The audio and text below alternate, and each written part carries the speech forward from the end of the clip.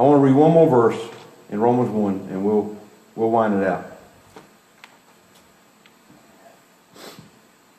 Verse 27. And Paul goes on to say this.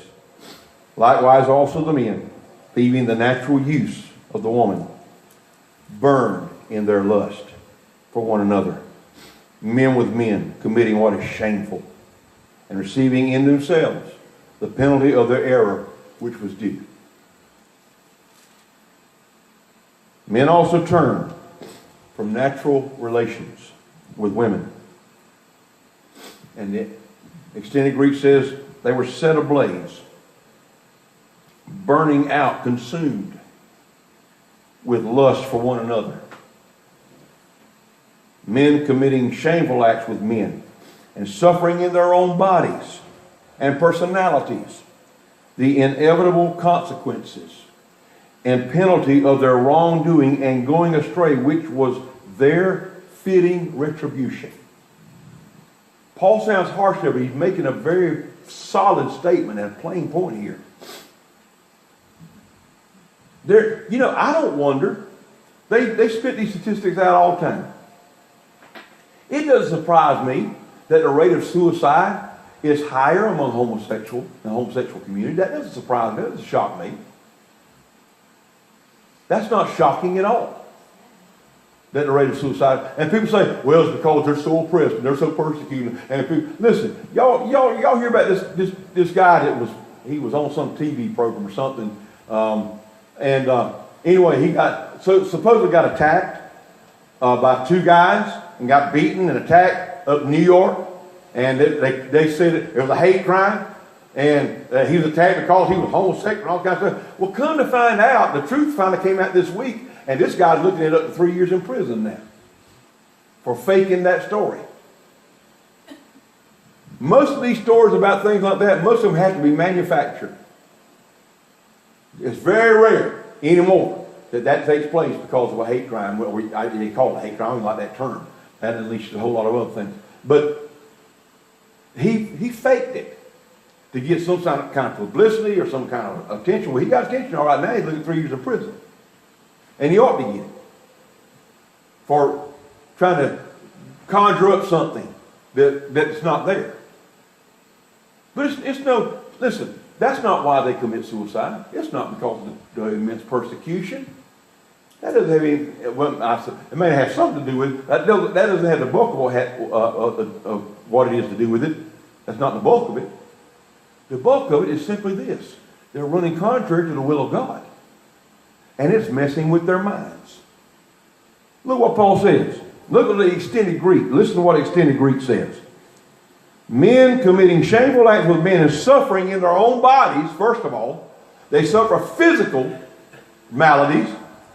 And listen, I watched a secular documentary, that even alluded to the fact that the AIDS epidemic began with the homosexual community. Suffering in their own bodies. Because of their sin. It hits naturally. It hits physically. It hits emotionally. And it hits spiritually. He said, suffering in their own bodies and personalities. Their psyche. Suffering in their own psychological being. Their own personalities. The inevitable consequences. Paul says it's inevitable that when you go dive off into these things and God finally gives you over to a reprobate mind and all this and to your own passions, he said that just follows naturally, that's what's going to happen.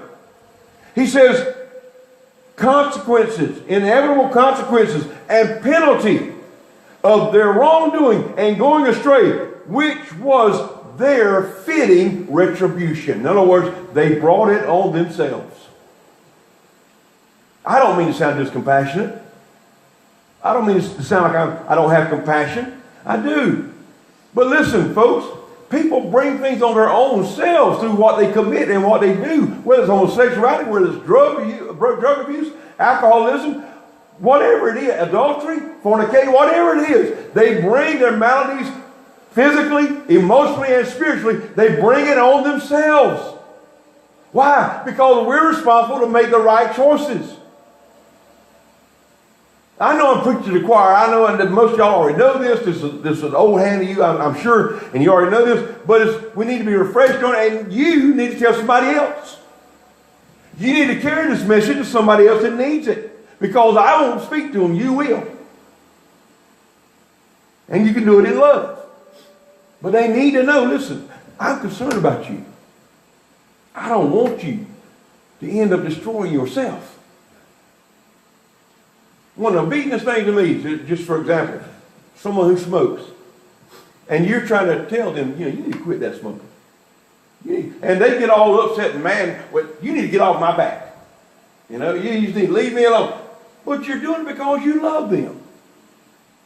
I'm not saying it to aggravate you or to lay a guilt trip on you. I'm just saying I love you, I'm concerned about you, and I want you to stay around as long as possible. They don't see it that way. And they need to start seeing it that way.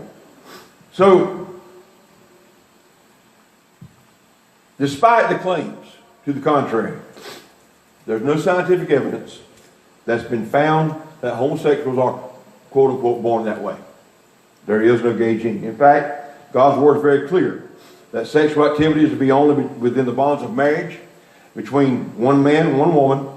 Homosexuality goes against God's created order and expressed will. And all people are born with a sin nature. All of us are. All of us are born with that bent to sin. That sin nature. It makes us children under wrath until we invite the blood of Jesus to cleanse us and to deliver us and free us from the bondage of that sin. So whether it's homosexuality, adultery, fornication, greed, lust, all these things that Paul mentions here, their deliverance found in Jesus Christ, no matter what it is. His blood sets us free.